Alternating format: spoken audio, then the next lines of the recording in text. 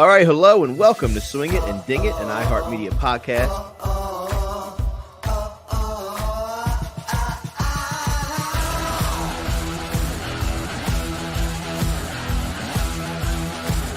Man, this is a birdie fest.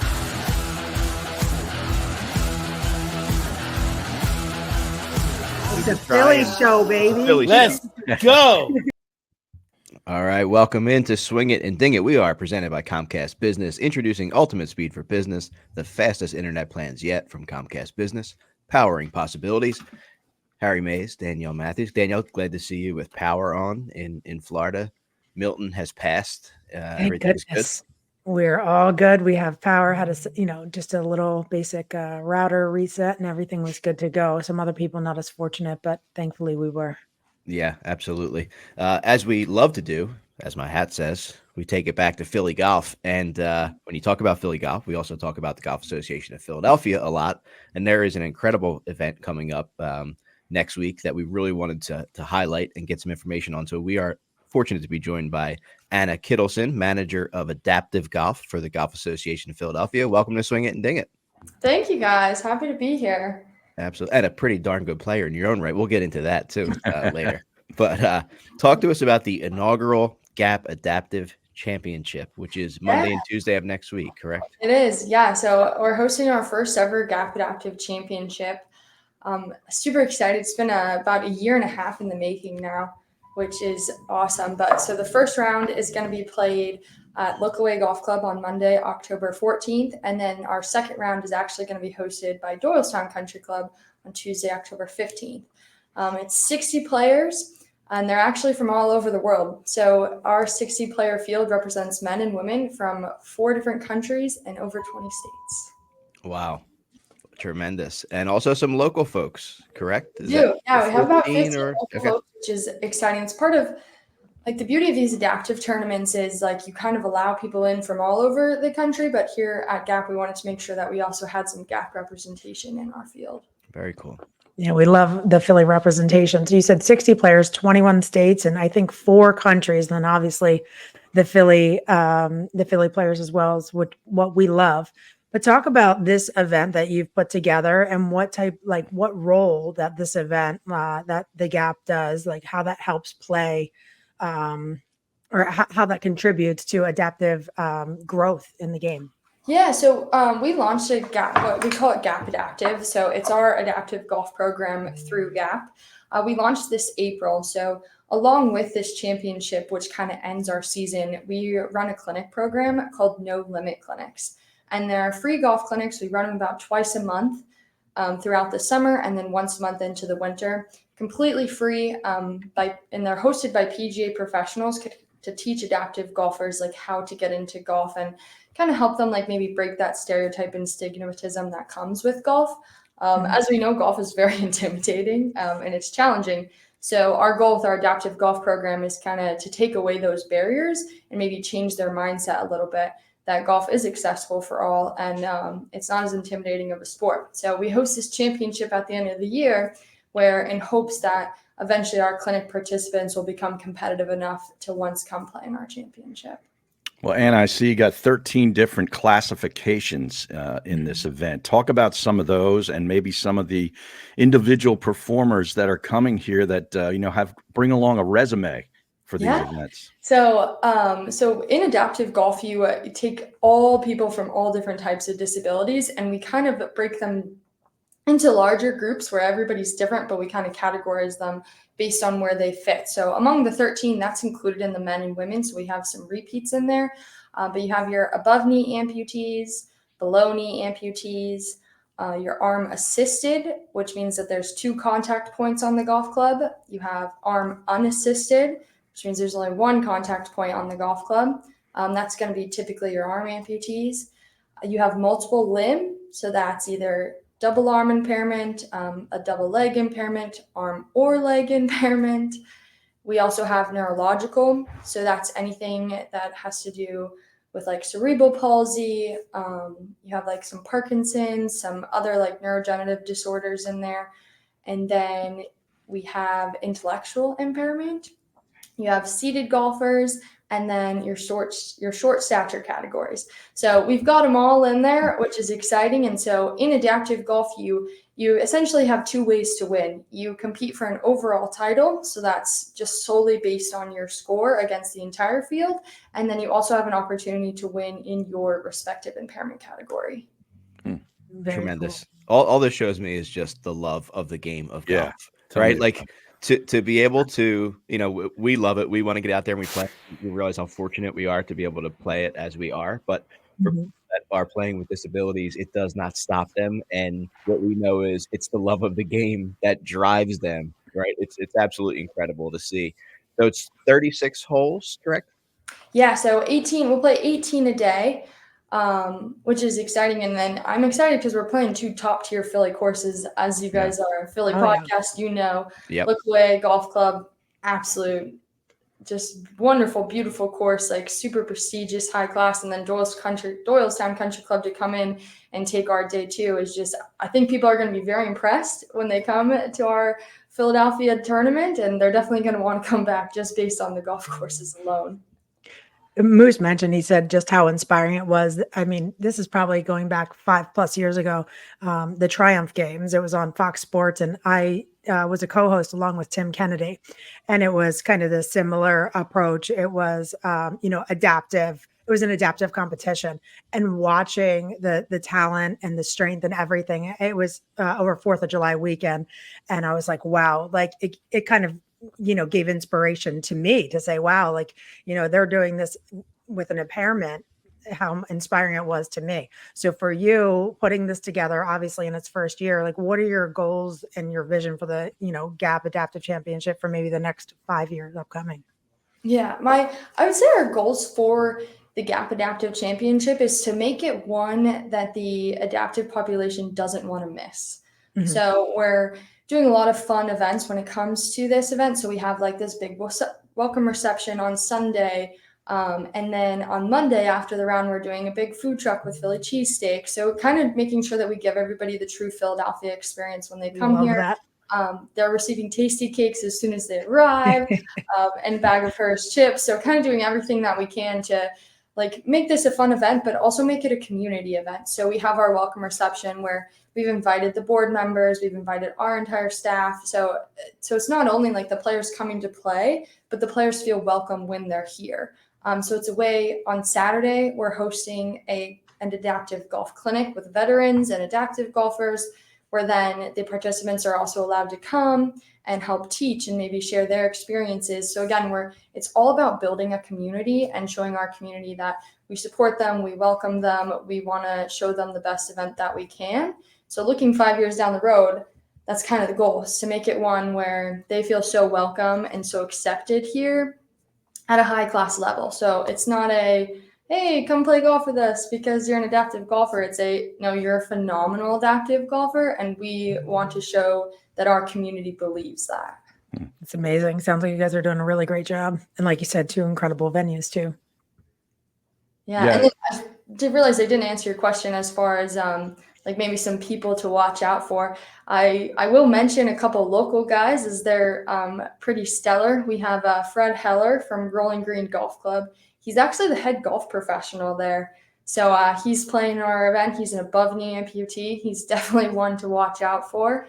We have Adam Benza, and he's a below knee amputee from Hellertown. Also one to look out for. And then David DeGaravilla. I hope I'm saying that right for David. He's also a local Philly guy. He actually qualified for the U.S. Adaptive Open this last year and played well. So he's another one to definitely look out for. And I keep telling people, like, I think under par has to win, which shocks people every time when I tell them, but that's what it is.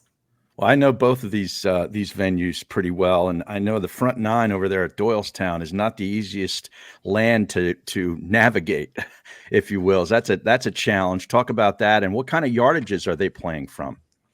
Yeah, so you have so many impairment categories that when it comes to yardages, it gets a little tricky because you want to make everybody kind of on the same playing level based on their disability. So for our championship, we actually have 4 different tee boxes. So the furthest tee box, I think at Doylestown tips out about 6,300, And then Wow. our shortest tee box is, I believe, 4,800. So you have huge differences, but it's like, so the seated golfers, they'll tee off from the shorted tee box, where your amputees will usually tee from further back, just so then if you have a 9-iron and they also have a 9-iron, and try and put everybody on a similar playing level. Another thing that you have to be cautious of when like setting up an adaptive golf course is bunkers. Bunkers are definitely like one of the biggest issues, especially when it comes to seated golfers. It's just making sure that they can enter and exit properly. Right. USGA has done a phenomenal job adding in a bunch of local rules, and the new Rule 25 that allows like little rule differences that makes it easier for them to play. So we actually are, if we deem a bunker like inaccessible, allowed to make it ground under repair for seated golfers. So I will say at Doylestown and Lookaway, we do have quite a few bunkers that we just have to take kind of out of play for safety reasons. Right. And then at Lookaway, I'll say there's a couple of hazards out there where it kind of drops off real steep. And as you can imagine, like slopes and slants like are not the easiest when you're wearing a prosthetic and or you're in a cart. So we actually take those hazard lines and we almost move them up to the top of the fairway. So then in this case scenario, if they feel unsafe, they can take the drop, or with the new rules again, they can go down there and play it if they'd like. So it's a lot of drawing hazard lines kind of on the more cautious side, and then definitely just being aware of bunkers. Awesome. I'm as we're talking, I'm picturing, someone listening to this that, has a disability and is thinking, could I play the game of golf? Right. Or maybe they have a kid that they're trying to figure out something to get them involved with. We wanted to shine a light on this and get some media coverage, but are people encouraged to come out and watch the event and kind of experience it firsthand? Yeah, absolutely. That's all about making them feel welcome in the community event. Is the biggest thing is to encourage people that they can do it. That's why we call our clinic series No Limit Clinics, because when it comes to golf, there really are no limits. Anyone and everyone can play. And I think we've experienced that already throughout our summer clinics, that we have people of all walks of life come to us and we build them clubs. We find them a way to somehow hit the golf ball if they've never before. So we definitely encourage people to come out on Tuesday, especially when we have our award ceremony predicted to be right around 3:30. Due to the 13 impairment categories and then the overall winners, it makes for a really good time. So to come out and just watch those players finish. Doylestown has redone their clubhouse, so they have an awesome outback patio right where you can watch the shots on 18 come in. So yeah, we definitely want people to come watch. And like you said, it's inspiring, and then you guys are just hearing about it. So to come out and watch and actually witness it, it's life-changing for some of us, Yeah, they just redid that clubhouse up at Doylestown. It's beautiful. So that'll be a cool scene there, watching people come in on the 18th. And I know you live out in the Lancaster area, but you didn't grow up around here. You've been all over the place. Talk about your golfing journey and how you got started with the game. Yeah, so I started right around 12. My dad is 22 years retired Air Force, so I've lived in more states than some people than you can count, really. So they currently live in Idaho, so that's where I tell everybody that I'm from. I started the game around 12 and just immediately became obsessed with it. Like, got bit by the golf bug, and you couldn't take me off of a golf course. And so then I got the opportunity to play college golf. I played a year and a half at a small school in Texas called Midwestern State University, and then I ended up transferring to the University of Delaware. And I loved golf so much that I wasn't ready to give it up once college was done. So I, luckily enough, got this job at Gap. And two-time BMW Gap Women's Champion. No big deal. Yeah. Right? Yeah. No big deal. Yeah, just We'll throw write that for in there. you. Yeah. Yeah. No, I mean, I love the game and I love to compete, which is partly one of the more fun parts about hosting this event, is because I know how much I love to compete. So giving the people like the same opportunity to compete is pretty exciting. That's incredible. And I have two questions. First one, anybody that is listening, just tell them where they can find out more information about those clinics, the adaptive clinics that Gap hosts, and additional information on this event. Yeah, so gapadaptive.org is where you'll find everything. You'll find everything from events that we host. You can also we also have a national events page. So you can see events that are going on around the country. We have full information about our tournament, and we even post helpful links and resources on there. So maybe you're an adaptive player and you're looking for glove or clubs. We've got all that information. So it's just gapadaptive.org. Appreciate that. Thank you. And the last question, I ask this to every single guest, your favorite Philly golf course. I've played a lot of really good ones. So I've been super fortunate, and I try to use my connections well. Smart girl. I will say this year I played Golf Mills, and that has to be my favorite so far. And I've played a lot of them. I haven't played some of the top, so I haven't played like your Marion yet or Philly Crick or anything like those, but Golf Mills is my favorite. It just is one of those courses where you play every hole and every hole feels different on such a small plot of land. So I definitely had the most fun there. It kicked my butt, I'll say that. But it definitely is my favorite. Very cool. Well, listen, thank you for coming on this morning. Make sure you check out Golf Association of Philadelphia. Check out this incredible event coming to our area Monday and Tuesday. And looking forward to learning more about this and hopefully being a part of some of these in the future with a little bit more runway in front of us. Because, I think it's incredible and it's inspiring, and we're happy to be a part in any way we can be. Yeah. And please come watch. Like everyone is welcome. Like I said, it's a super cool event. They're absolutely phenomenal golfers. You'll see a lot of low scores out there, so I'm excited. Very cool. Awesome. Good luck Thank next you, Anna. week. Yeah, absolutely. Thanks, All right, guys. you're welcome. Thank you. Let's take a quick Thank you. break and we will be right back. All right, welcome back to Swing It and Ding It. Very cool event coming up. Golf Association in Philadelphia is tremendous. I mean, it's Oh, yeah. I think it is the longest, right, standing. Yeah, the golf oldest association. one. The Yep. oldest. Yep. And like they're constantly innovating. They're constantly looking to do more. It's really cool, and I love the kind of association we have with them. And anything they need, we're always here to help them because they're doing some really cool stuff over there. Yeah, very cool. Monday at Lookaway and Tuesday at Doylestown, and so some nice golf courses. For sure. Yeah. Yeah, get out there and check it out. Yeah. No doubt. So we have another first time winner on the PGA Tour. I think that's what I love about the fall series is, it gives these guys an opportunity to do so. The Sanderson Farms Championship, Kevin Yu in a playoff, Aaron. Got Yeah. a little playoff golf. Did you take in a lot of this tournament? I didn't take in a lot because of, playing in our own fall classic Saturday and Sunday. And then, between college football, pro football, didn't get a lot of it, but I did get to see the final couple of holes in regulation.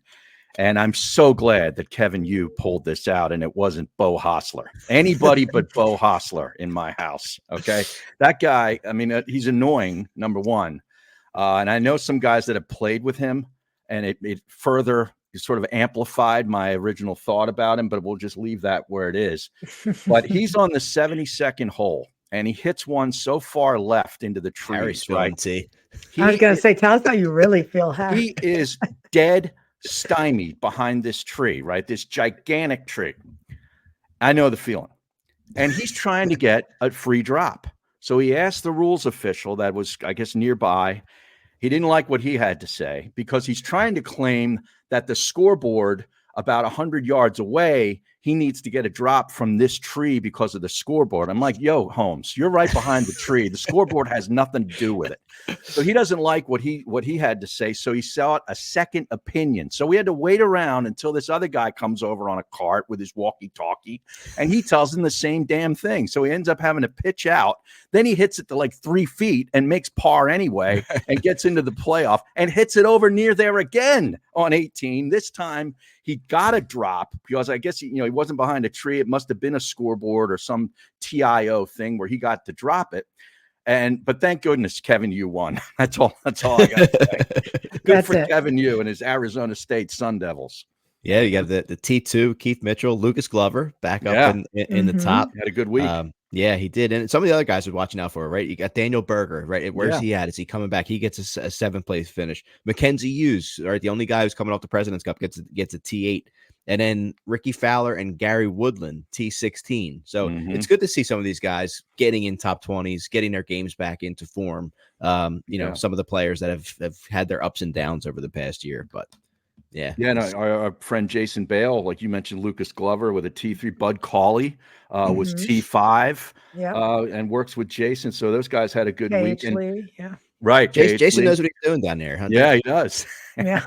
This just in, right? Anybody else working with our friend Jason Bell a little bit? Anybody in my Yeah. house? Yeah, well, hope Maybe so. somebody making an appearance next Actually, season. I wonder if B was like, he has a lesson today. He's like, I wonder if it's going to be canceled. I was like, nah. I was like, Jason won't cancel. Even the hurricane can be blowing 90. Jason will be out on the tee like, it's good. Right. You gotta learn how to play in these conditions. Yeah. You is no stranger to leaderboards. He's had 9 top 10s in his young career, so this was kind of a big breakthrough for him. But he's been a guy who's been hanging around some leaderboards on Sundays. Yeah, no doubt about it. And then on the other side of the pond, I actually watched a good amount of this. I love waking up in the morning and doing some stuff on the weekend. And you could turn it on, but the Alfred Dunn, it's all about Terrell Hatton. Oh, yeah. It was just a Terrell Hatton show. First 3-time winner of the event. He cards a 61 to tie the course record. I mean, just an incredible weekend for him. And he really just took a charge over the weekend and took a hold of this thing. Now, which course did he shoot the 61 on? I think it was the old course. Was it Old Course? I think Okay, he tied the course record. Okay, because they played Kings Barnes, Carnoustie, and the old. That's a cool event. That's it really is. cool It is event. kind of cool. Well, did you guys see Kyle Porter on X? He put out there question. I've been thinking about the last few days. Who is the most underrated golfer in the world right now? Max Homa replies, the answer is Tyrrell Hatton. Yeah. It's like, that's I it. agree. Mic drop. I agree.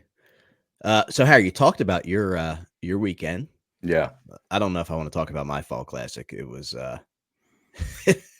you ever just have a day where you just start out and you're like, oh God, this is not going to be the day. Quite often.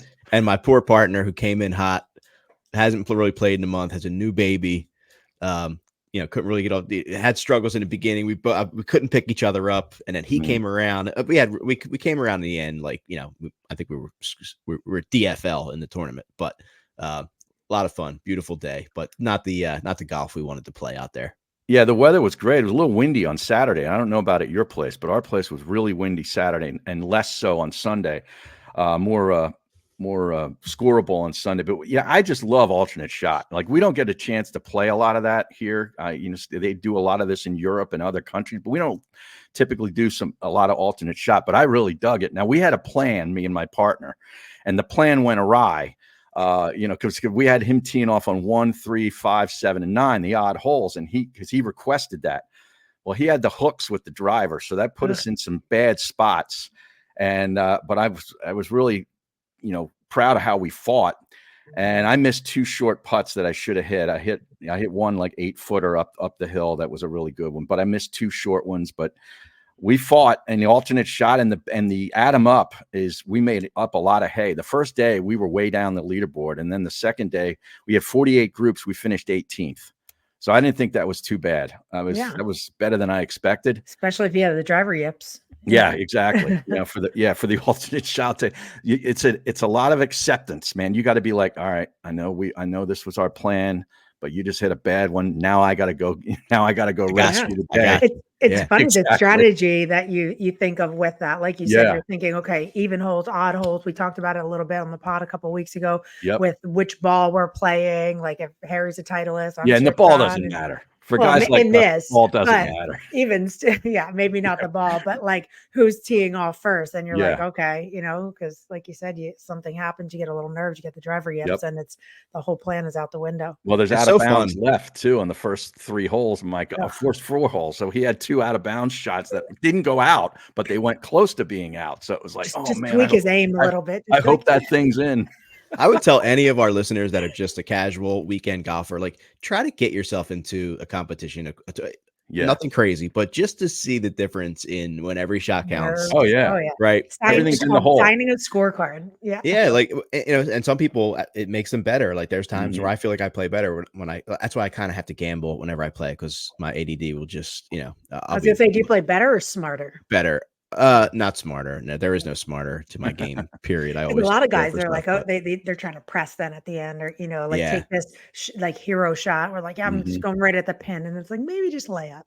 Yep. Yeah. You haven't hit a green all day, but you're gonna hit it on the 3-foot landing zone on that. Yeah. Green. Right. Yeah. But I mean, like playing some of these different formats too, because ours was the same. It was better ball partner for 6, my alternate shot, and then scramble for 6. So 6-6-6. The Mhm. alternate shot was you both hit your tee shot, then you alternated in from the best tee shot. But it is Wow. cool because you don't do that much, right? And to Mhm. play these different and have to like stop and think and have some strategy, I would suggest anyone that gets a chance to do so to do it because it's a lot of Yeah. fun and it challenges you and just to kind of see how you think and plot around the course. It's a really good time. But Yeah, much different deal when you got a 3-4 footer that you have to make as opposed to, "Oh, that's good." yeah. Big difference. Oh yeah. Did you guys see on the socials yesterday? Hole-in-one trick shots and Fat Perez were at the Legacy Club playing Oh, around yeah. the golf. I Oh, did not see that. Yeah, I wish I would have known. I Really? would have went over there. Yeah. Right. Yep. Apparently they were supposed to play another course in the area, and one of our guys heard about it. Was like, "Nah, come over here and we'll host." Come here instead. Wow. Very Yeah, cool. yeah. Wow, that's cool. And then I have my trip. I head up to Pittsburgh Monday morning. I'm looking at like it looks like it's going to be in the 40s. Mhm, Ooh.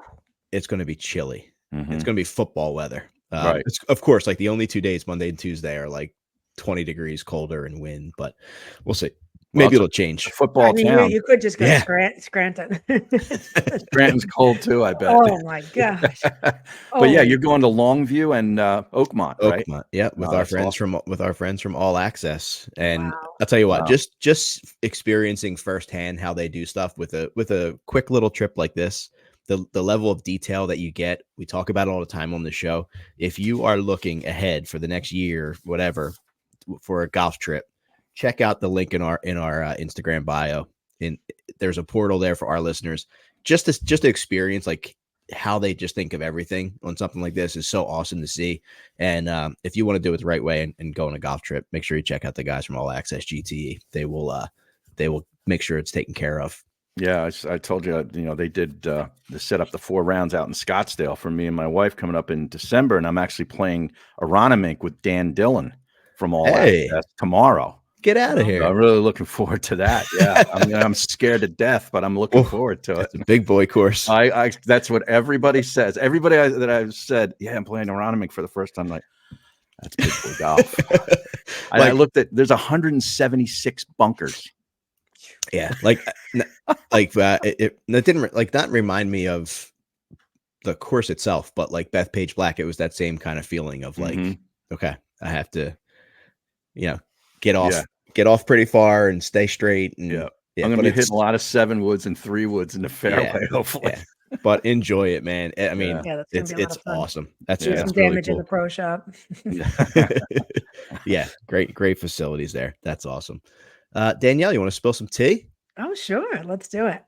We'll start it off with this here. Question for you guys, right? If you're an amateur and you get an invite to the Masters or you have the decision to turn pro to play on the DP World Tour, what are you guys doing?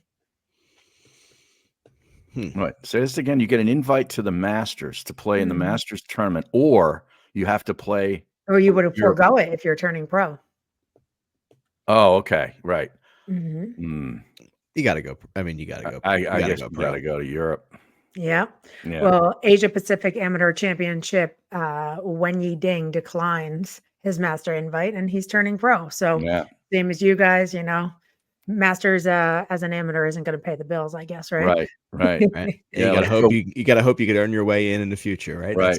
That's Yeah. the mindset you have to have. Yeah, I think Um, there is some type of like asterisk by it. I'm not sure exactly. Maybe you guys know, but if you are an AM, do you have to declare your like, can you declare your pro status during the tournament or like to collect the check, or does it have to be before you? I tee remember off, this before came the up ball's with in the air? with Dunlap and a couple other guys. I don't think it can be during. I Yeah. don't know though. Yeah, Well, I'd have- and Dunlap got screwed out of the points too, which I Yeah. think is garbage. They should give you the points yeah, if you declare during the season. I do declare. Yeah. I'm not sure. I'm not sure on that. I'd have to ask Babe. But we saw the showdown with Brooks, Bryson, Scotty, and Rory. The time and course is now set. Same course again, going back to Shadow Creek, and that'll be on December 17th. So that's, I mean, I'm interested. I think this is, we've seen Rory play in these before. We've seen Bryson, but like to have, what's kind of set up to be Live versus PGA Tour, if Yeah. you will, like the top two like guys on each. I think it's going to be pretty cool. Excited to watch this. Me too. Yeah, Yeah. and I like Cool. how it really has nothing to do with the tours. They said it was all set Mhm. up between the guys. Has no no affiliation with the tours. But I mean, Right. listen, Yeah. mid December, getting to watch some competitive golf with four of the best in the game, I'm in. Yeah, I Yeah. think that's like a Tuesday night the 17th. So what else is on? Mac football, you know, Yeah. there's nothing else Yeah. on. Yeah, we'll take it.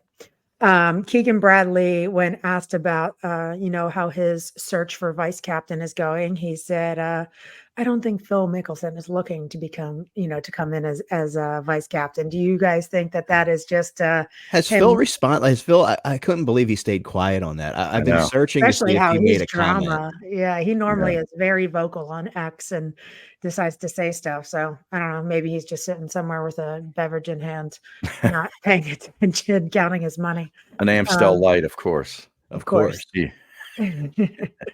But yeah, so no update on that yet. Donald Trump is set to open a second course in Aberdeenshire next year, and of course, his son said, "We are on track to create the greatest 36 holes on earth," is what Eric said. So the McLeod course is planned to start welcoming visitors summer 2025. And the course is the largest sand dunes in Scotland. And of course, like I said, the greatest 36 holes in golf. So another course going out there. So maybe if you guys are interested in that, All Access can take you guys out there. No, That's right. that'd be another destination for them. Yeah. For sure. Yep. A little slip up here, Monday cues, right? We talk about this pretty often, but we do know if you do not have any status, you can't Monday. You have to go and you have to play the pre-qual to get into the Monday. Well, Chris Corte and John San, they decided, we're just going to sign up for the Monday queue. I don't know if they didn't know the rules or if they figured they just shoot their shot. Nobody caught it. Both guys qualified when they should have done the pre-qual, and they're both in the field for this week in Utah. So little luck there, but they, like I said, we're supposed to do the pre-qual, didn't, and now they're in. So Wow. we shall see that, but that'll lead us into the Black Desert Resort. I've been seeing pictures of this. I'm like, oh my God, like this wasn't on the the schedule when B was playing. And I was like, I hope it stays on there for a little bit, because just the beauty of this place looks absolutely insane. So yeah, let's talk about that. We'll lead that into the course, of course, with Harry Mays, sponsored by the Penn Club. Well, yeah, before we even get into that, because you brought this up, and this might be some tea too. I was surprised that no Tony Finau I was in going the to talk field. about it. Mr. Utah Golf, and he's himself. not in the field, and there's a lawsuit. Apparently, he's being sued by a guy who invested in his career when he was a young lad, claiming that he's owed X amount of money. I forget what the number is. Big number. Is it a It's big got to be a number? pretty big number, yeah. But I'm wondering, hey, he doesn't want to show up because then he'll have to answer questions about it. It just seemed kind of weird to me that they're coming to Utah for the first time since 1963 or something, and Tony Finau isn't in the field. Wow. But I read one line on this and I'm like, okay, I'm done, because it said there was no written contract. They said it was a verbal agreement. Kind of a handshake deal, right? But you know Okay. what, guys? Then you have nothing, right? I mean, Yeah, you have nothing to go back sometimes- on legally. Yeah, legally, but as a Right. man, you should hold your word, and Right. a handshake is a handshake. And if you say, "Hey, Harry, you're going to give me, a cool $2 million to start this business venture," and Yeah. and it was back then. I mean, now I think it'd be inked, but when he started his career, how long ago was that? I'm sure it's like, "Hey, we'll give you 10,000," and Mhm. I mean, hey, what was the number? It I was don't- big. I- It was yeah. I think Now he gave it's- him 150 or something, maybe back in the day to get Now him it's- started. Yeah, now it's way Yeah. higher than that with Yeah. earnings. But little lesson 'cause here, kids. Get a a lot of- contract if you're exchanging Exactly. currency. Always get a contract. But Yeah. I think a lot of times too, it's like, okay, like we'll give you X amount of dollars, then you pay back Right. percentage of earnings and this and that, which we know that Tony has. I would love to definitely do like a surpassed. whole episode on that, because I don't think people realize how much that is a part of the game Mhm. with investors and funding. I would say that the majority of people that watch golf probably don't realize that side of Right. things, and how these guys have to get funding to be able to chase their dreams and careers. Yeah, Oh, no that's like the doubt. part I love talking about, especially like, when we have guests on everything else. It's like, and even the NEPA Invitational, like we go back to that with how that helped Ben Griffin. He had not enough money to keep pursuing what he was trying to do. And that gave him enough money to at least play. And, hey, this will give me 5, 6, 7 more tournaments. We go Mhm. back to, kids living in Utah, U-Haul vans and things like that. And just, Yep. living together and staying in Airbnbs and hotels together. It's wild. It's just a reminder that you're not getting drafted for the NFL. You're not jumping on the NBA team plane and, flying, getting your hotels and travel paid for. It's a grind out there. But yeah, and going back to the no contract handshake deal, like Tony Finau has a brand of being a Mr. Nice Guy. Like, there's nothing, Yeah. there's no, there's Never. nothing, there's no dirt on And it's Tony not Finau. even a brand. He's the nicest guy ever. Right. Ever. Yeah. So you'd think, like, even if, this guy gave him X amount when he was 12 years old or whatever it ends up being, like, you'd think that he would say, hey, here's your money. Yeah. Because that's So the kind of guy he is, it right? seems like it's a little fishy. Yeah, it's weird. Yeah. Yeah. The Black Desert Resort, Ivins, Utah. It's where they say near St. George's, I believe. It's down the lower southwest corner of Utah in the high desert is what they Have you ever call been it. to Utah here? I've been to Utah, but I haven't been to this section of Utah. I was up around the Guys, Salt that's Lake where I area. got Biggie from. I flew out to Salt Lake City, Utah, and then drove about an hour and a half to get my dog. Is that right? Brandon's like, what are you doing? And I'm like, this breeder only breeds 1 litter a month or whatever. He's like, and then Fax got a dog from Utah as well. So and his neighbor did. So we have 3 Utah dogs within like a 2-mile square radius. Did you see at the Utah the hockey? They have hockey there now. Yeah. In one game they broke the record for amount of beer sold in the history of the arena. Really? In All of the Utah. Jazz in Utah in the Which is first hockey wild, 'cause game half of that they them had there. aren't allowed to They- drink. Right, they broke the record. of- Wow, good for That's them. amazing. You let them out, and they're That's right. Love it. That's the old Phoenix Coyotes are there now, right? Mhm. Yeah. Yep. Okay. This is in a lava field, which and Yeah. Danielle was talking about how, can't wait to watch it because everything I've read about this place and seen is visually stunning is the Mhm. description of it. And TV is going to love it. Oh. So, it'll be kind of interesting. I don't know much about the golf course except that it's a Tom Weiskopf design. Par 71, 7,371 yards, which is not super long, but it will play at 3,000 feet, which isn't 6,000 feet like they played up in Colorado a few months ago or a month or so ago at the BMW. But it is 3,000 feet above sea level. It's the first tour event in Utah since 1963. Has 3 par 5s, all around 580 plus yards, 4 par 3s that are all, in the range of 150 to 200 yards. But Tom Weiskopf loves a drivable par 4. Well, there's not 1, but 2 on this golf course, 1 on each 9, the 5th and the 14th hole. The average green size, 7,000 square feet. You got 44 bunkers and water in play on 2 holes. It's bent grass everywhere except the rough, which is bluegrass.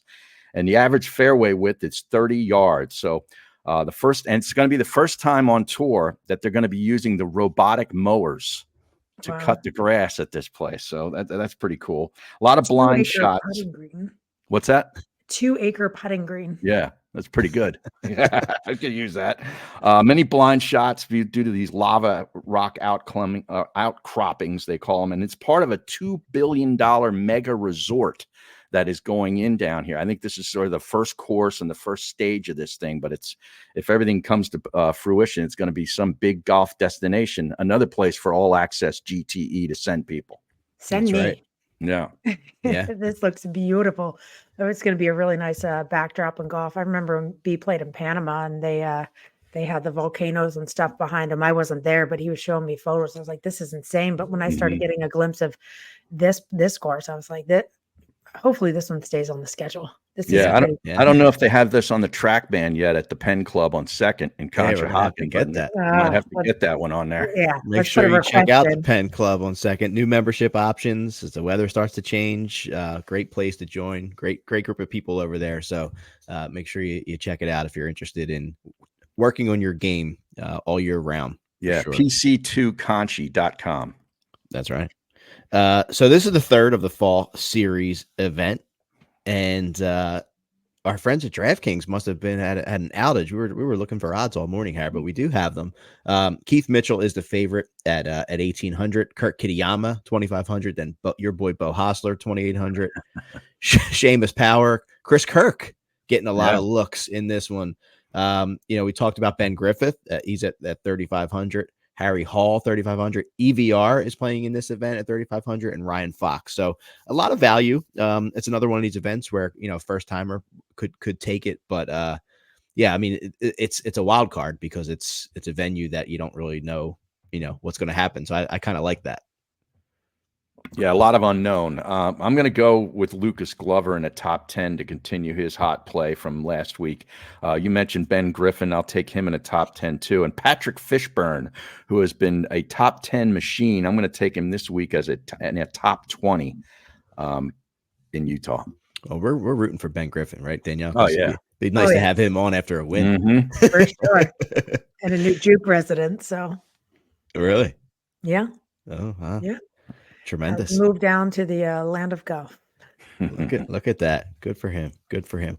Well, we'll be checking it out. I'll have a full report on Oakmont and Longview next week. Harry will have his report on Aronimink for sure. Mm-hmm. And guys, I played I can't even say one hole. I went out with B last week. We had the baby in the stroller. We had the golf caddy stroller all set up, and I hit driver off the first tee, and then she didn't want any part of it. And I basically just pushed the stroller back and said, we're going to try again next week. So I got, I probably hit like 10 putts and hit one driver. So obviously, Keep trying. Hurricane's gone. Maybe we get out this week. I do got to share this with you really quick. Cause you said Moose early on when we had Anna, like just the obsession and love for the game. Yep. Playing golf during the hurricane, it was only $5 for 18 holes. Look at this photo, you guys. Oh my God. I got to share this thread with you really quick. Here's we all love a really good group chat, especially when you're getting ready for a trip or, to go out and play or something like that. He goes, Hurricane golf tomorrow. And the kid goes, absolutely not. He goes, well, I'll be there swanging and playing the best round of my life. I got a 2:30 tee time for super cheap. It's insane. He goes, dude, you're literally an idiot. There's going to be a tropical storm force wind starting at like noon. He's like, I'll take them into account when I'm teeing off. I'll be taking out an insurance policy on you tonight, his friend says. Honestly, it's a genius move because now he'll get a free tee time pass due to a round being canceled, is what his friend said. There you go, the rain check. Yeah. Yep. Uh-huh. And he goes, because it's definitely going to rain tomorrow. And he goes, was it a hot deal, Mario? He goes, oh, it's going to do more than rain. He goes, yes, super hot deal. $5 for 18 holes. And then he goes, just finished the third hole. They let me tee off early. Jeez. Oh my God. That looks like a tornado. Yeah, well, I told you we had about 10 tornadoes touch down here in South Florida. So insane. But again, the love of golf, just trying to get out there and get a couple swings. But that is genius, though. You get the $5 discount, and then you get pulled off the golf course, and you get the rain check to come back on a nice day, and you paid $5. Genius. Good move. Yeah. Real men of genius. Love it.